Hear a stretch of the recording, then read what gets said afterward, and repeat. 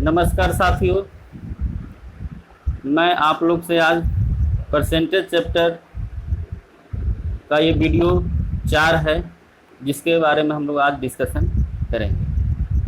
हम लोगों ने पिछले 3 वीडियो में परसेंटेज से संबंधित कॉन्सेप्ट और उसको कुछ एग्जाम्पल देके हम लोग उसको क्लियर करने का कोशिश किए।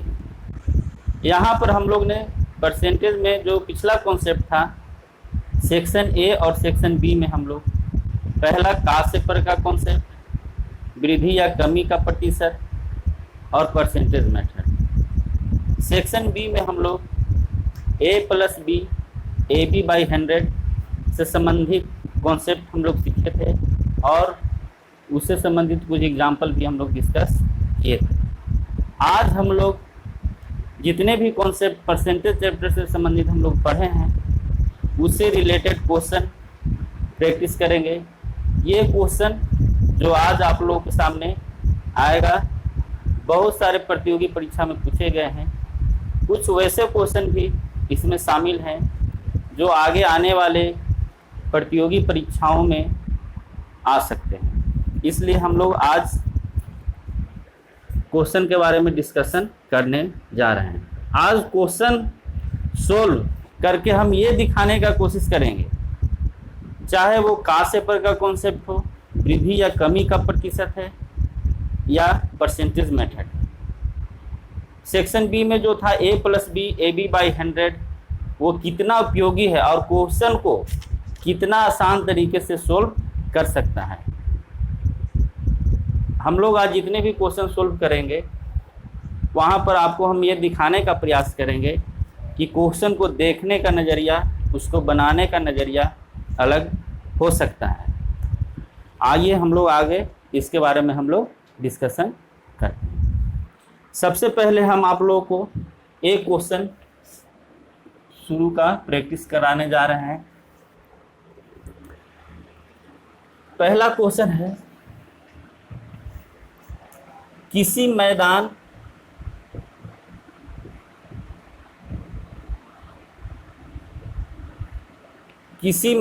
की लंबाई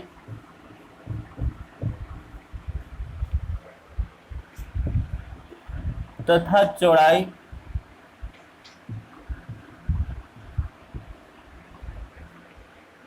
बीस मीटर तथा 50 मीटर है।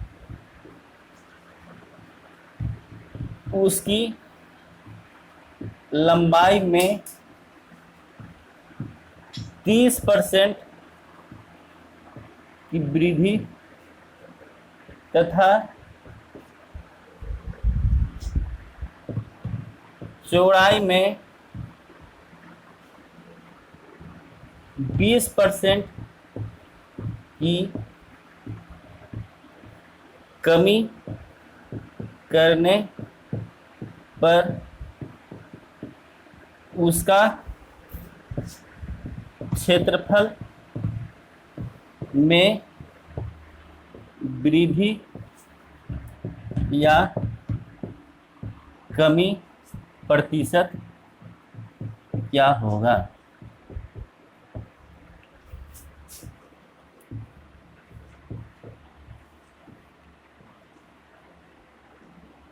देखिए क्वेश्चन यहाँ पर है, किसी मैदान की लंबाई तथा चौड़ाई 20 मीटर तथा 50 मीटर है।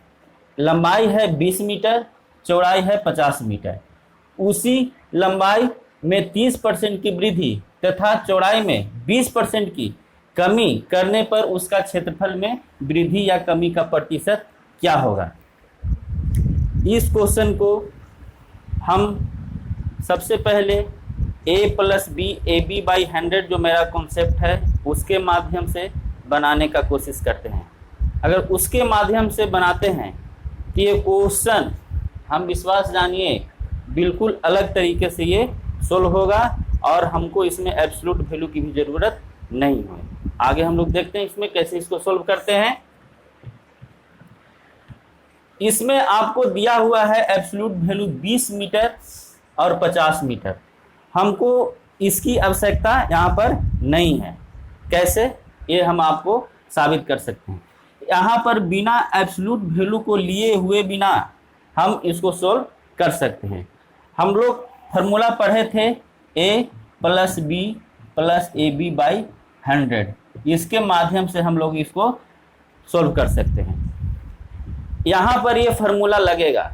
पिछले वीडियो में हम लोग ने ये देखा था कि ये a + b ab बाई 100 जो फार्मूला है वो कहाँ कहाँ लगता है, तो इसी का हम लोग यूज करेंगे और आप लोग को भी दिखाने का कोशिश कर रहे हैं कि ये फार्मूला सही में यहाँ पर लगेगा किस तरह से। तो हम मान के चलते हैं लंबाई उसका और चौड़ाई, लंबाई में 30% की वृद्धि और चौड़ाई में 20% की कमी, ये दोनों को हम लेके चलेंगे जो आप लोग सॉल्व करने के लिए जानते हैं। इस पे बहुत सारे एग्जाम्पल हम लोग सॉल्व किए हैं। तो 30-20 को जब हम सॉल्व करेंगे तो 30 - 20 माइनस 30 × 20/100 कट जाएगा। ये यहाँ हो जाएगा 10 - 6 यानी 4% प्लस 4% की वृद्धि। कितना हो गया? 4% की वृद्धि। यहाँ पर ये भी कंफ्यूजन रहता है कि वृद्धि होगा या कमी। एग्जाम में आपको दिया हुआ नहीं रहेगा, जब ऑप्शन आपको देगा 4% की वृद्धि 4% की कमी, तो वहाँ पर बहुत सारे कि 4% की वृद्धि हो या कमी हो ये क्लियर नहीं होगा। तो हम लोग का क्लियर कहाँ हो रहा है? प्लस। अगर ये प्लस आ गया तो 4% की क्या हो गई? वृद्धि हो गई। अगर यही यहाँ पर माइनस होता तो हम लोग क्या मानते कि 4% की कमी हो गया। तो इस प्रकार इसका हम लोग आंसर क्या लिख सकते हैं? यहाँ पर जो उसके क्षेत्रफल में है जो 4% की वृद्धि। यहाँ पर और हम लोग देख रहे हैं कि जो एब्सोल्यूट वैल्यू दिया हुआ था इससे हमको कोई मतलब नहीं है। जब इस मेथड से हम ये क्वेश्चन सोल्व करेंगे तो यहाँ पर एब्सोल्यूट वैल्यू का कोई मतलब नहीं है। बिन एब्सोल्यूट वैल्यू को लिए हुए भी इस क्वेश्चन को हम लोग सोल्व कर सकते हैं, जो इस प्रकार से है। एब्सोल्यूट वैल्यू ले करके भी सोल्व किया जा सकता है क्वेश्चन, लेकिन वो काफ़ी जनरल मेथड है, हम उस जनरल मेथड पे नहीं जानते। बहुत सारे लोग वो मेथड आप लोग जानते होंगे। उस मेथड का एक थोड़ा सा परेशानी ये भी है कि वो बहुत समय लेता है। इसमें विश्वास जानिए, जब आप थोड़ा सा प्रैक्टिस हाई कर लीजिएगा तो ये पेन भी छूने का ज़रूरत नहीं है। आप लोग अपने मन में बिना पेन छुए हुए आप इसको सोल्व कर सकते हैं। कैसे? हम लोग यहाँ पर देखेंगे 30% वृद्धि 20% की कमी। तो यहाँ पर क्यों लगा ये फार्मूला? इसलिए जब एरिया होता है तो L × B, शुरू में भी बताए थे हम कि जब दो आइटम के बीच में गुना का संबंध होगा तो ये फार्मूला हम लोग लगा सकते हैं। यहाँ पर भी लंबाई और चौड़ाई में गुना का संबंध होता है, क्योंकि हमसे क्षेत्रफल की वृद्धि या कमी पूछा गया है। तो यहाँ पर दो आइटम के बीच में गुना का संबंध है, इसलिए बेहिचक इस फार्मूला को हम लोग यहाँ पर लगा सकते हैं। यहाँ पर एब्सोल्यूट वैल्यू 20 मीटर और 50 मीटर का कोई महत्व नहीं रह गया है।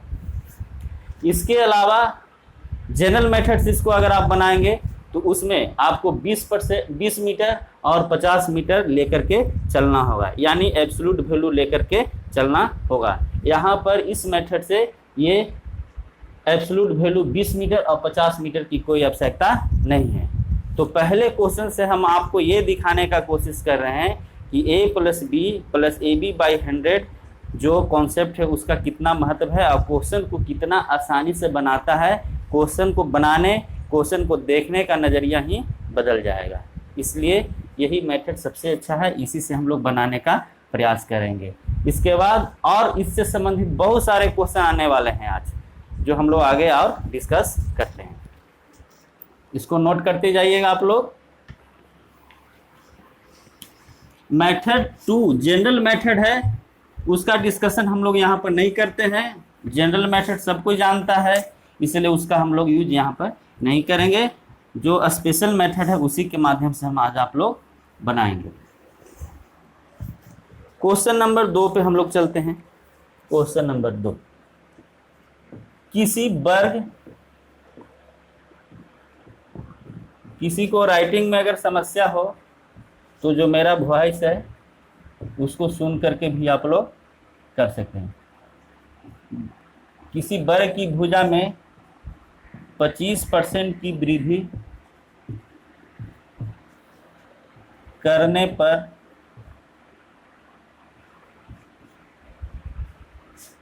नए वर्ग का क्षेत्रफल में कितने प्रतिशत की वृद्धि हो। देखिए, कह रहा है कि किसी वर्ग की भुजा में 25% की वृद्धि करने पर नए वर्ग का क्षेत्रफल में कितने प्रतिशत की वृद्धि होगा। यहाँ पर भी वो मेथड हम लोग यूज कर सकते हैं। इसको भी जनरल मेथड से बनाया जा सकता है, लेकिन हम लोग जनरल मेथड से न बना करके स्पेशल मेथड से इसको बनाने का कोशिश करेंगे। जैसे a plus B plus A B by 100, ये फॉर्मूला यहाँ पर यूज होगा।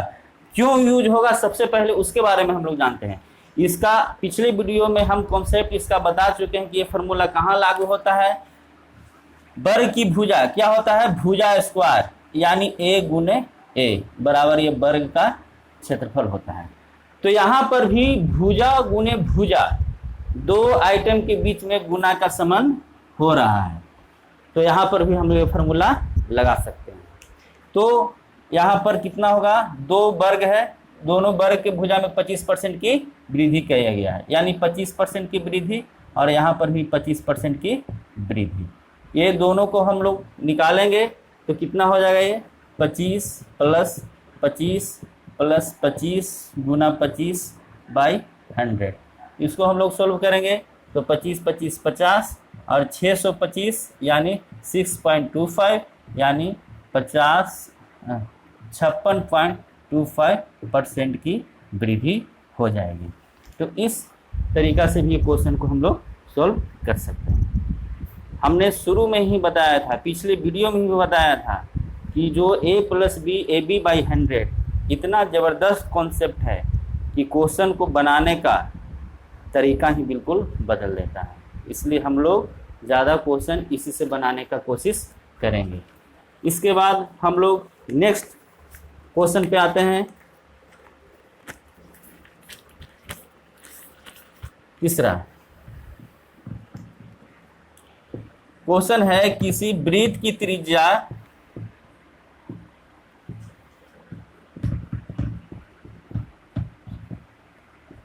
में 10% की वृद्धि करने पर उसके क्षेत्रफल में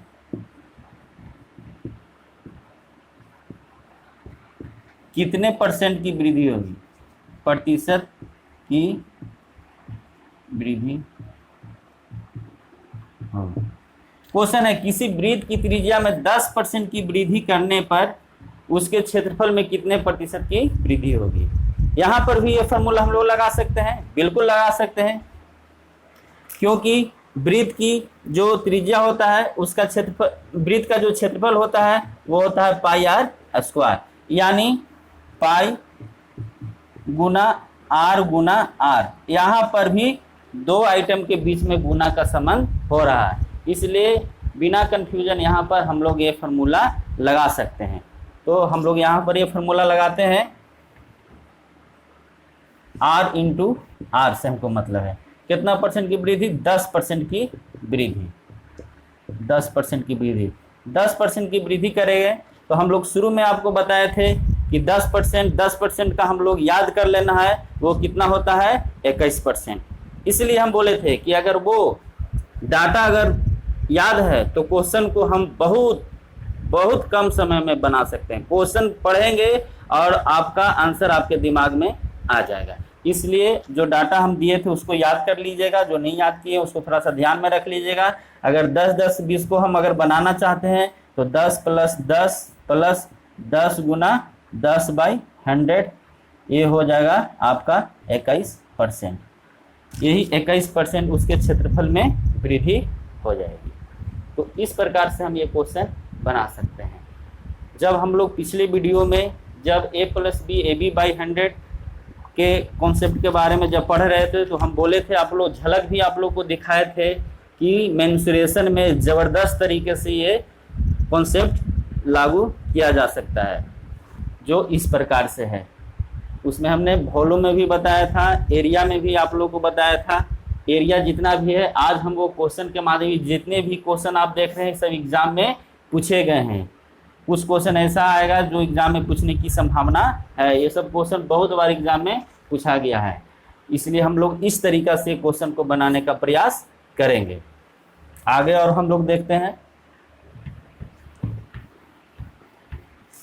आप लोग कॉपी और एक पेन वीडियो जब देखते हैं तो उसको लेकर बैठना है और वीडियो को केवल देखना नहीं है, अपने कॉपी में नोट करते जाना है और उसको जितना भी हम क्वेश्चन यहाँ पर डिस्कस कर रहे हैं उसको वीडियो देखने के बाद अच्छे से उसको फिर से नोट करना है और उसको बनाना है, तो ज़्यादा आप लोग को फ़ायदा होगा। आगे हम लोग चलते हैं नेक्स्ट क्वेश्चन पे। किसी गोले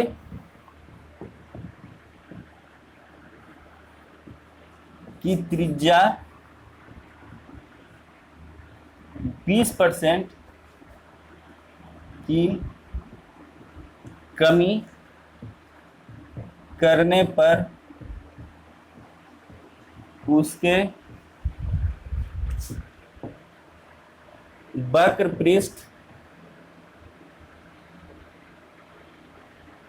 वक्र पृष्ठ के क्षेत्रफल में क्या कमी प्रतिशत होगा। कह रहा कि किसी गोले की त्रिज्या में 20% की कमी करने पर उसके वक्र पृष्ठ के क्षेत्रफल में क्या कमी का प्रतिशत होगा। इसको भी हम लोग सोल्व कर सकते हैं उसी मेथड से। हम लोग जानते हैं कि वक्र पृष्ठ का क्षेत्रफल क्या होता है, गोले का वक्र पृष्ठ का क्षेत्रफल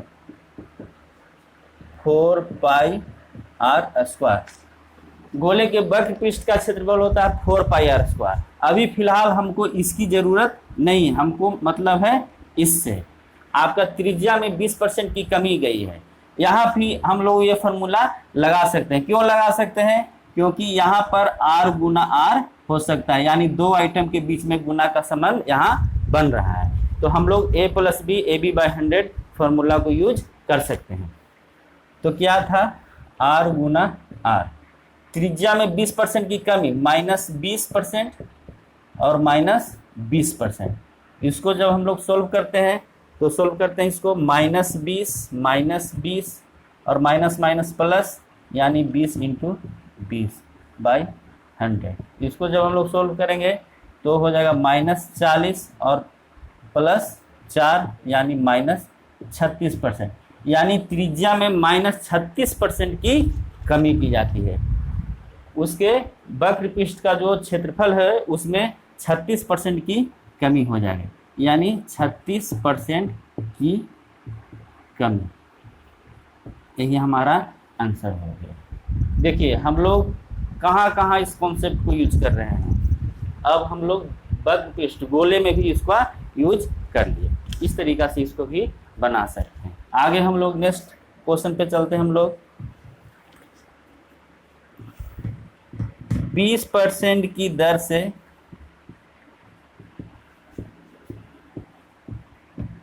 2 वर्ष का CI कितना प्रतिशत होगा, कितना प्रतिशत होगा। 20% की दर से 2 वर्ष का CI कितना प्रतिशत होगा, ये मेरा क्वेश्चन है। शुरू में हम बताए थे कि जहाँ CI अधिक, वृद्धि, CI लाभ वाले क्वेश्चन में हम लोग क्या करेंगे, हम लोग प्लस लेकर के चलेंगे। तो CI है R 2 बरस का, पहले बरस दूसरे बरस का, तो यहाँ पर प्लस 20% और यहाँ पर प्लस 20%, यही 2 वर्ष का CI हो गया। CI प्लस में रहता है, हम लोग पिछले वीडियो में आप लोगों को बता चुके हैं।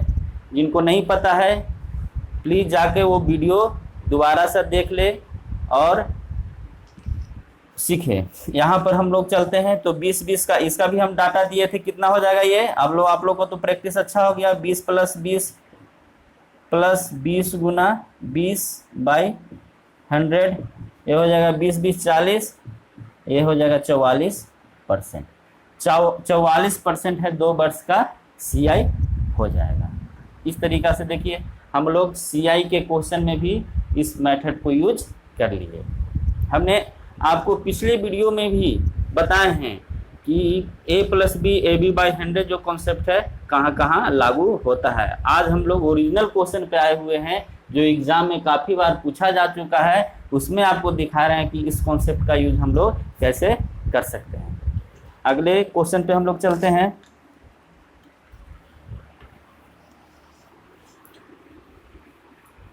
जो मेरा वीडियो पहला, दूसरा या तीसरा वीडियो जो नहीं देखे उन लोग को आज यहाँ से अगर स्टार्ट कर रहे हैं देखना तो उनको थोड़ी सी समस्या हो सकती है। जो लोग मेरा यहाँ से अगर वीडियो देख रहे हैं, चौथा वीडियो से शुरू किए हैं देखना, तो कृपया जाके पहला, दूसरा, तीसरा वीडियो जा कर के देखें। वहाँ टोटल परसेंटेज से संबंधित कॉन्सेप्ट दे दिया गया है। पहला, दूसरा, तीसरा वीडियो देखें, उसके बाद यहाँ से हम लोग क्वेश्चन प्रैक्टिस करेंगे जो चौथा वीडियो हम लोग बना रहे हैं। अगला क्वेश्चन और हम लोग देखते हैं। छठा, रमेश की आय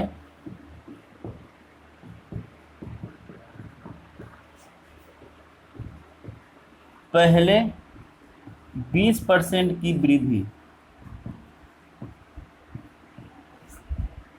तथा फिर 5% की कमी की गई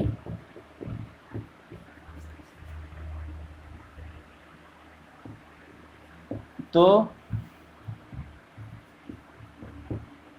उसकी आय में वृद्धि का प्रतिशत कितना होगा। कह रहा कि रमेश की आय में पहले 20% की वृद्धि तथा फिर 5% की कमी की गई तो उसकी आय में वृद्धि का प्रतिशत कितना होगा। इसको हम लोग भी उस तरीका से बना सकते हैं, यहाँ पर भी वो लागू हो जाएगा। पहले कितना की 20% की वृद्धि कर गई है, उसके बाद 5% की कमी कर गया, तो इसको माइनस में लेके चलते हैं। कमी या कम बताए थे कि माइनस में लेके चलेंगे। वृद्धि जब भी होता है क्या होता है, प्लस में होता है। तो इसको हम सोल्व करेंगे तो 20 - 5 माइनस 20 × 5/100, ये हो जाए आपका 15 माइनस 101 यानी 14% की वृद्धि। यहाँ पर हम लोगों को प्लस माइनस साइन जरूर देखना है। अगर प्लस साइन आता है तो वो वृद्धि का संकेत है, अगर माइनस साइन आता है तो वो कमी का संकेत है। इसलिए हम लोग साइन पे बहुत ज़्यादा फोकस करेंगे।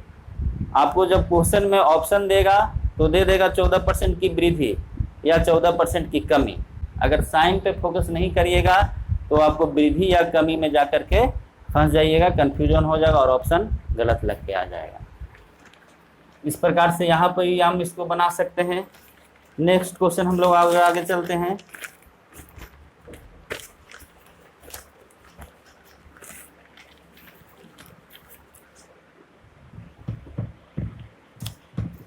चीनी की कीमत में 30% की वृद्धि होने पर किसी ग्राहक बहुत इंपॉर्टेंट क्वेश्चन ये है, ग्राहक ने चीनी की खपत में 40% की कमी कर दी, उसके खर्चे में वृद्धि या कमी का प्रतिशत क्या होगा। क्वेश्चन है, देखिए अच्छा क्वेश्चन है, ये इंपॉर्टेंट क्वेश्चन है। चीनी की कीमत में 30% की वृद्धि होने पर किसी ग्राहक ने चीनी की खपत में 40% की कमी कर दी है, तो उसके खर्चे में वृद्धि या कमी का प्रतिशत क्या होगा। ये क्वेश्चन बहुत सारे एग्जाम में पूछे जा चुके हैं और अक्सर विद्यार्थी लोग इसको गलत करके आ जाते हैं। तो हम लोग आपको एक कॉन्सेप्ट बताए थे आप लोग को पिछले वीडियो में हम, कि कीमत और खपत और खर्चा से संबंधित एक रिलेशन बनाए थे। दो तरह का इसमें कॉन्सेप्ट दिया गया था। वो कॉन्सेप्ट क्या है, आप लोग को याद है तो अच्छी बात है, नहीं याद है तो उसको जाके देख लेना है। तो वो कॉन्सेप्ट था कीमत गुने खपत बराबर खर्चा। जो पढ़े हैं, जो वीडियो देखे हैं, उन लोगों को अब याद आ गया होगा। कीमत गुने खपत बराबर खर्चा एक कॉन्सेप्ट दिया गया था। इसके माध्यम से इस क्वेश्चन को हम लोग सोल्व करेंगे। बहुत आसान तरीके से बनेगा ये। देखिए, कीमत गुने खपत बराबर खर्चा क्या बताए थे कि अगर इस तरह का रिलेशन बनता है, वहां भी हम लोग a + b AB/100 कॉन्सेप्ट को यूज कर सकते हैं। तो यहाँ पर हम इसको यूज कर सकते हैं। आपका दिया हुआ 30% की कीमत में 30% की कमी, कीमत है 30% की वृद्धि प्लस 30% करने पर ग्राहक ने चीनी की खपत में 40% की कमी किया। खपत कहाँ है, यहाँ 40% की कमी कर दिया है। तो पूछ रहा है कि उसके खर्चे में वृद्धि या कमी का प्रतिशत क्या होगा। बहुत ही आसान, इसको दोनों मिल गया तो इसको दोनों हम सोल्व करेंगे। यानी 30 - 40 - 30 गुना 40/100, इसको हम लोग काटेंगे, यानी -10 और -12, यानी ये हो जाएगा -22%।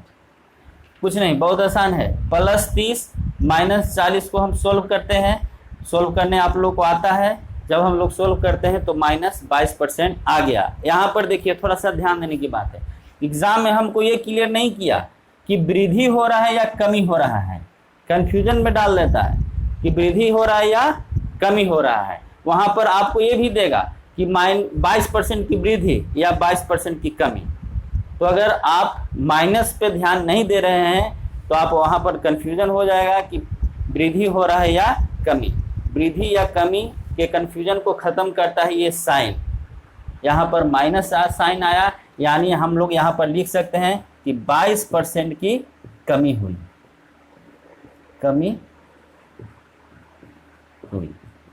यही मेरा आंसर होगा।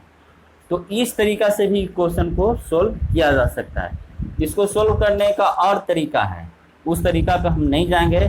सबसे अच्छा और सबसे आसान तरीका यही है उनके लिए जो a + b AB/100 को अच्छी तरह से पढ़े हैं, उसके बारे में जानते हैं कि वो कहाँ कहाँ लागू होगा और कहाँ लागू नहीं होगा।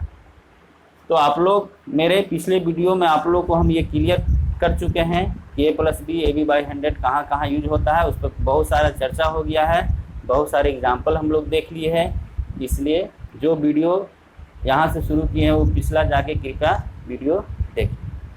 तो इस प्रकार से हम ये क्वेश्चन को सोल्व कर सकते हैं। कीमत गुने खपत बराबर खर्चा। कीमत है 30% की वृद्धि और खपत में 40% की कमी। इसे हम एक निकाल के -22% आता है, यानी 22% की कमी हुई। इस प्रकार से इस क्वेश्चन को हम लोग सोल्व कर सकते हैं। आगे हम लोग और चलते हैं।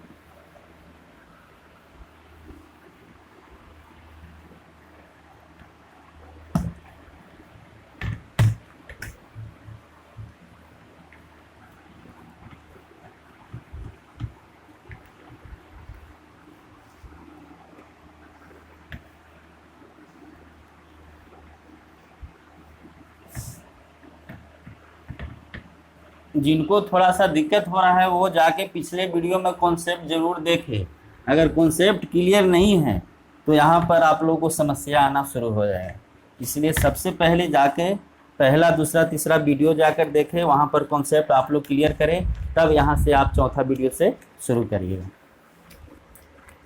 एक क्वेश्चन और चलते हैं हम लोग, 8वां क्वेश्चन हो जाएगा ये। किसी वस्तु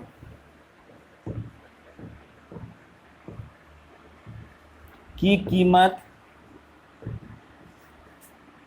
में 40% की वृद्धि करने पर उसकी बिक्री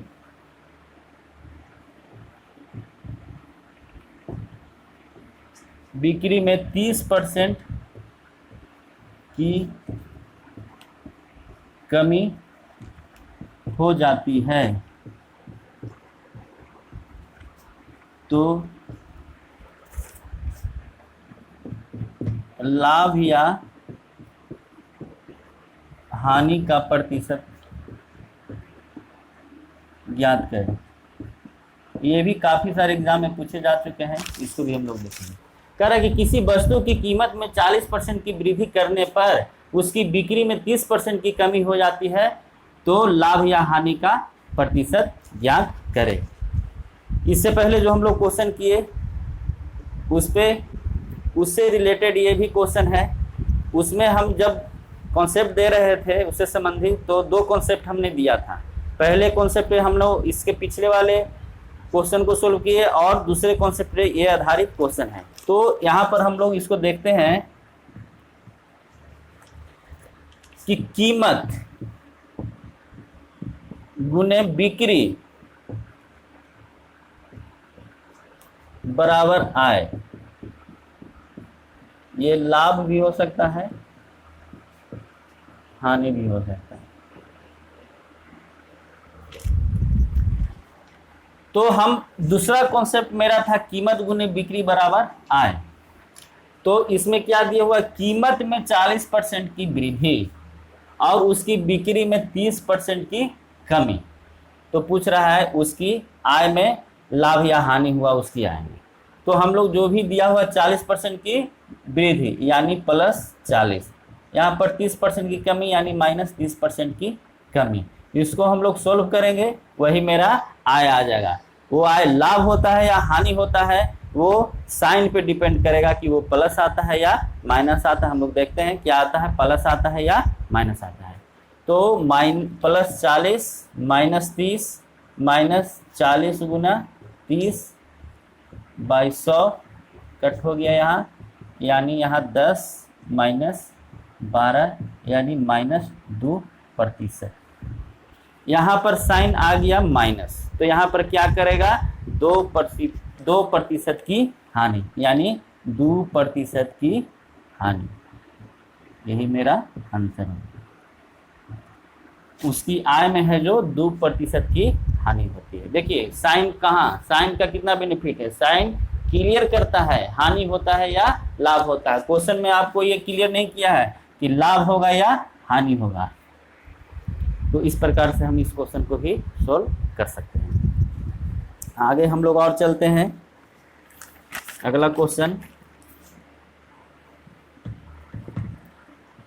किसी वस्तु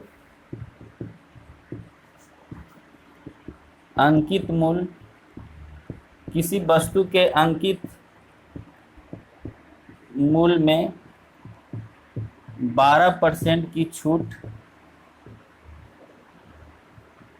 देने पर उसका विक्रय मूल्य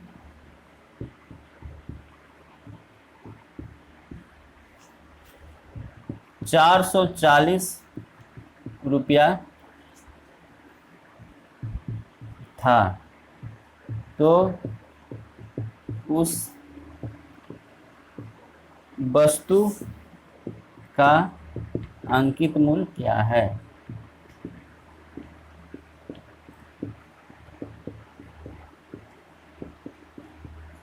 कह रहा कि किसी वस्तु के अंकित मूल्य में 12% की छूट देने पर उसका विक्रय मूल्य 440 रुपया हो जाता है या था, तो उस वस्तु का अंकित मूल्य क्या होगा।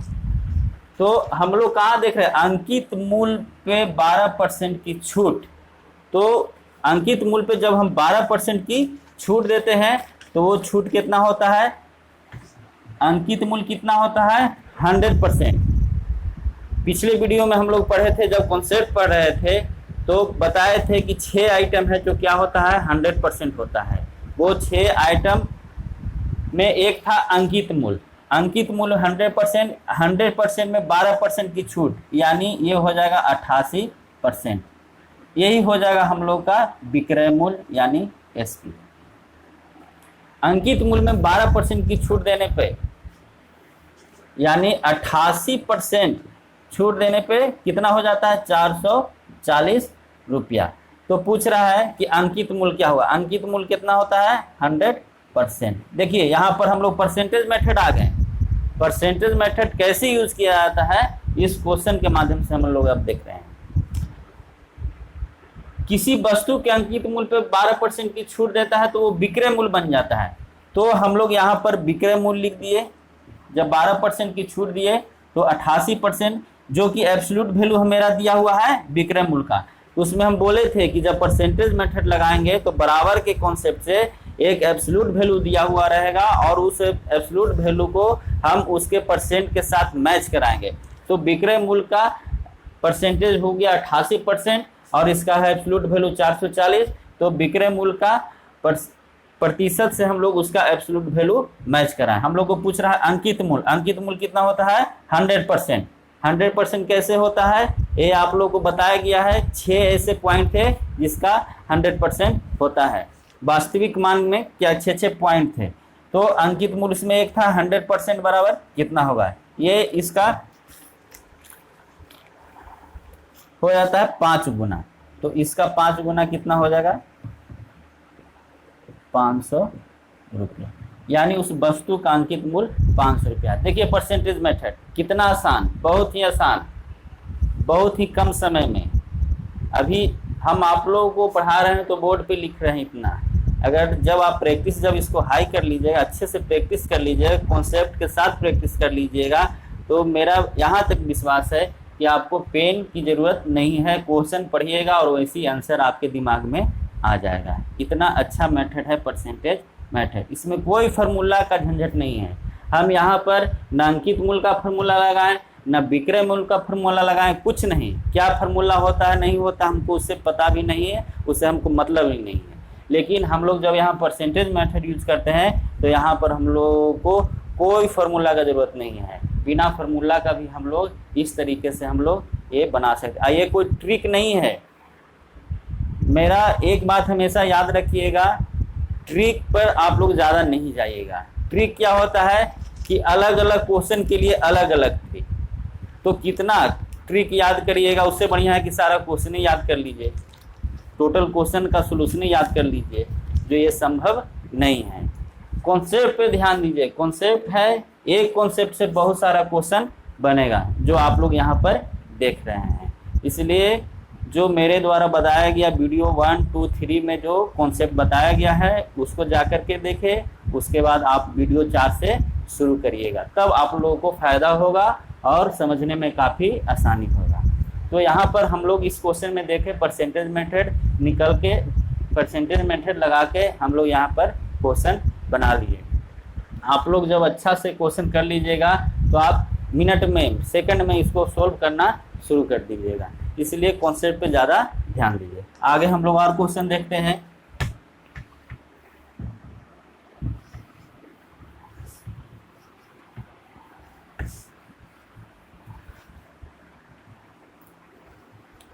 कॉन्सेप्ट को बार बार आप लोग को पढ़ना है, उसको मिस नहीं करिएगा। क्वेश्चन हमेशा बदलते रहता है, कॉन्सेप्ट कभी भी नहीं बदलता है। इस पर हमेशा फोकस रखिएगा। एक क्वेश्चन और चलते हैं हम लोग। 10, किसी चुनाव में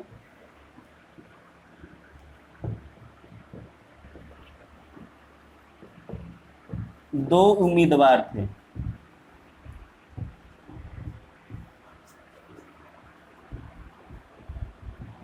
जिस उम्मीदवार को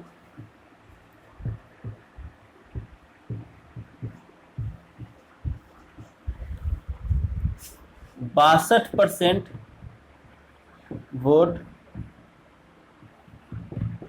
प्राप्त हुआ वह 144 वोट से जीत गया, तो कुल वोटों की संख्या कितनी है। कह रहा किसी चुनाव में 2 उम्मीदवार थे, जिस उम्मीदवार को 62% वोट प्राप्त हुए वह 144 वोट से जीत गया, तो कुल वोटों की संख्या कितनी थी। इसमें भी हम परसेंटेज मेथड लगाएंगे और इसको सोल्व करेंगे। सबसे पहले हम लोग आते हैं कि मान के चलते हैं ए और बी 2 उम्मीदवार थे। ए और बी 2 उम्मीदवार थे जिनको 62% वोट मिला, यानी ए को मान के चलते हैं जीतने वाला उम्मीदवार है जिसको 62% वोट मिला, और जब जीतने वाले को 62% वोट मिलेगा तो हारने वाले को कितना मिला होगा, 38% वोट मिला होगा। और एक शब्द हम बोले थे हार या जीत, 2 आइटम को क्या करता है, माइनस करता। आ गया वो शब्द यहाँ पर, देखिए जीत। हम शुरू में बोले थे एक एक शब्द आपको बहुत सारा हिंट्स देगा मेरे द्वारा बताए हुए। यहाँ पर एक चीज आया जीत। जीत क्या करता है, अंतर का सूचक है। हम यहाँ पर लिख देते हैं, कॉन्सेप्ट में जाके आप लोग फिर से देखिएगा। जीत जब भी आएगा 2 आइटम को माइनस करेगा। तो यहाँ पर ए और बी जीतता है कितना, 144 वोट से, यानी दोनों का अंतर कितना हो जाएगा, 24%। जब ए में से बी को माइनस करेंगे 24%, यही 24% है एब्सोल्यूट वैल्यू इसका है। 144 वोट से जीत गया, जीतने का एब्सोल्यूट वैल्यू, जीतने का परसेंट, दोनों मैच हो गया बराबर के कॉन्सेप्ट से। अब पूछ रहा है कि कुल वोटों की संख्या कितनी थी। कुल संख्या कितना होता है, 100%। कुल संख्या कितना होता है, 100%। ये इसका हो जाता है 6 गुना इसका, 6 गुना हो जाएगा 600 वोट। 600 वोट वहाँ पर है। इस तरीक़ा से हम लोग परसेंटेज मेथड लगा करके इसको भी बना सकते हैं। बहुत ही आसान है। 2 हिंट इसमें, किसी को और कुछ भी क्वेश्चन नहीं समझ में आ रहा है, 2 हिंट अगर पकड़ के चलेगा, जीत एब्सोल्यूट वैल्यू किसका, जीतने वाले का, कितने से जीत गया, 144 वोट से। हम ए का निकाले 62%, बी का 38%, और ये दोनों कितना से जीतेगा, 24%। तो 24% बराबर एब्सोल्यूट वैल्यू जीतने वाले का। उसके बाद हम लोग को पूछ रहा है कुल वोटों की संख्या, यानी 100% होता है कुल वोट, 100% यानी 600 वोट। तो इस प्रकार से हम लोग इस क्वेश्चन को भी सोल्व कर सकते हैं परसेंटेज मेथड से। एक क्वेश्चन और हम लोग देखते हैं।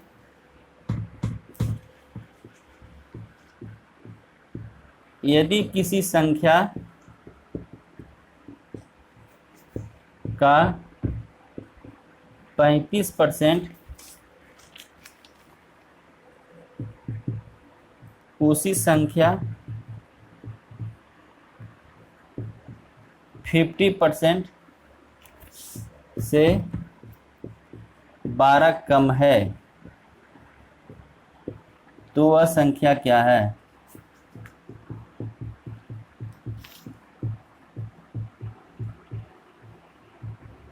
कह रहा है कि यदि किसी संख्या का 35% उसी संख्या के 50% से 12 कम है, तो वह संख्या क्या है। देखिए बहुत स्टूडेंट इसको मान के बनाते हैं, वो संख्या x है, फिर उसको 35% करेंगे, फिर उससे करेंगे। वैसे हम लोग को नहीं बनाना है, हम लोग को सीधे परसेंटेज मेथड लगाना है यहाँ पर। और परसेंटेज मेथड धीरे धीरे लगाने के लिए आप लोग सीख गए हैं, तो यहाँ पर हम लोग परसेंटेज मेथड लगाएं। परसेंटेज मेथड लगाने के लिए कुछ हिंट्स दिया हुआ है इस क्वेश्चन में, उसको पकड़ना है। सबसे पहले कम, सबसे बड़ा हिंट्स इसमें क्या मिला, कम। कम है यानी 2 आइटम को क्या करेगा, माइनस करेगा। तो वो आइटम क्या क्या है, 35 और 50। तो क्या किसी संख्या के 35% उसी संख्या के 50% से 12 कम है, यानी 50% माइनस 35% कितना हो जाएगा ये 15%, यानी 15% बराबर कम का परसेंटेज बराबर कम का एब्सोल्यूट वैल्यू, दोनों बराबर के कॉन्सेप्ट से यहाँ मैच कर दिया। यानी 15% बराबर 12, कम बराबर कम, इधर परसेंटेज दिया हुआ है, इधर एब्सोल्यूट वैल्यू दिया हुआ है। तो पूछ रहा है कि वो संख्या क्या है, संख्या क्या होता है 100%। तो इसको हम लोग गुना करते हैं, ऐसे भी इसको कर सकते हैं, कितना हो जाएगा, अगर वैसे नहीं होता है तो इसको हम लोग 12/15 गुना 100 कर सकते हैं, काट सकते हैं 5 से, 5 × 15 6 × 12,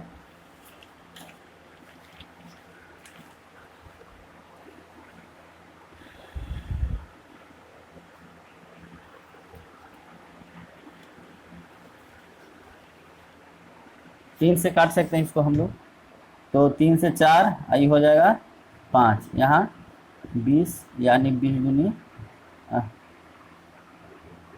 80%।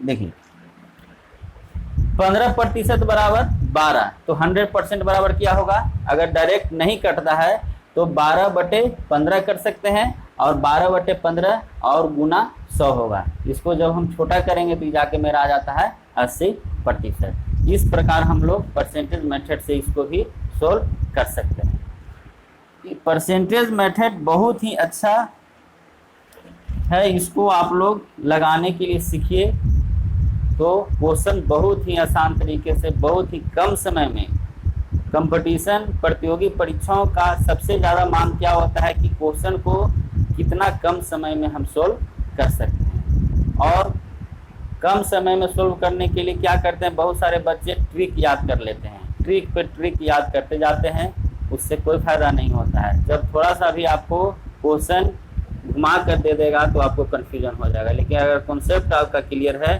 तो किसी तरह का कन्फ्यूजन नहीं होगा। यहाँ पर जितने भी क्वेश्चन को हम ट्रिक नहीं लगाए हैं, किसी भी में भी हम ट्रिक की चर्चा नहीं किए हैं, सब में एक बेसिक कॉन्सेप्ट है परसेंटेज मेथड, उसके माध्यम से हम ये क्वेश्चन सोल्व कर रहे हैं। इसलिए आप लोग भी ट्रिक के पीछे नहीं जाइएगा, कॉन्सेप्ट पे ध्यान दीजिएगा। तो यहाँ आज हम 11 क्वेश्चन आज हम सोल्व किए हैं, यहीं तक हम रुकते हैं। उसके बाद हम लोग नेक्स्ट वीडियो में इससे संबंधित और क्वेश्चन सोल्व करेंगे। आप जितने भी क्वेश्चन हुआ है उसको सबसे पहले वीडियो को देखिएगा और कॉपी और एक पेन पास में रखिएगा, उसको नोट करते जाइएगा और उसको बनाते जाइएगा।